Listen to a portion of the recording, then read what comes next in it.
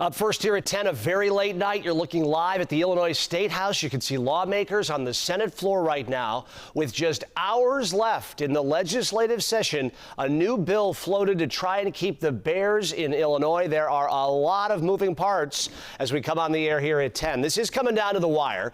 And while the Bears have publicly said that Chicago is not one of the potential sites for their new stadium, our Charlie DeMar is joining us now to explain that Chicago might not be totally out of the mix now, Charlie. Yeah, and Chris, this is going to be a late night. Legislators haven't even seen the language of this bill. So gear up. This is going well past midnight. At least it looks like that right now. And while it may be a long shot and some political theater at this point, this new bill that's being discussed in Springfield could open the door for Chicago, albeit just a little bit. The mega project bill that was being hashed out for months in Springfield officially dead as lawmakers are trying to call an audible with time running out. A new twist in the game plan to keep the Bears in Illinois. New legislation introduced late Sunday would allow local municipalities in Cook County with a population of more than 70,000 to set up their own stadium authority. Arlington Heights and Chicago both meet that threshold. The Bears would put up the cash to build the stadium, but would then lease it, therefore avoiding property taxes altogether. I have never seen anything like this.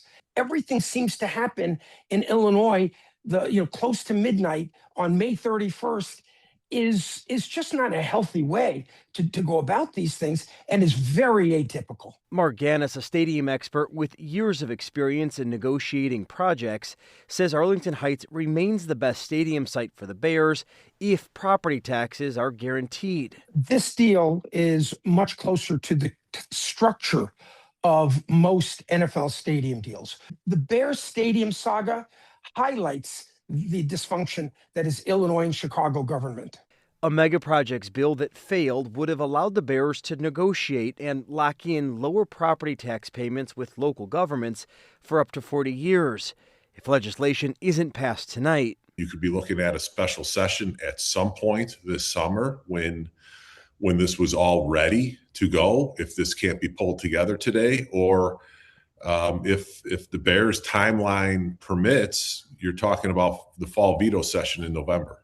The local tourism office that promotes the northwest suburbs, including Arlington Heights, said in a statement, "We remain hopeful that the legislators and Bears will come to a mutually acceptable agreement to keep the Bears Stadium in Illinois, with all of its positive economic impact for the state and its residents."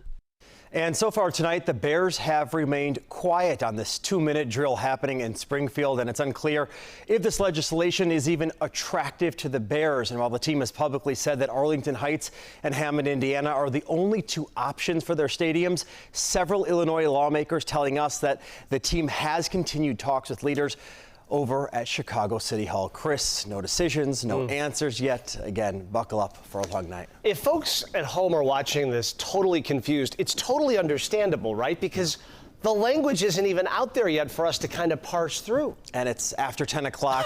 They're trying to get this done by midnight. So again, a lot of work still needs to be done to even get an agreement on the bill for this even to move forward. A lot of moving parts yet to go. Charlie, thanks for sorting out what we do have.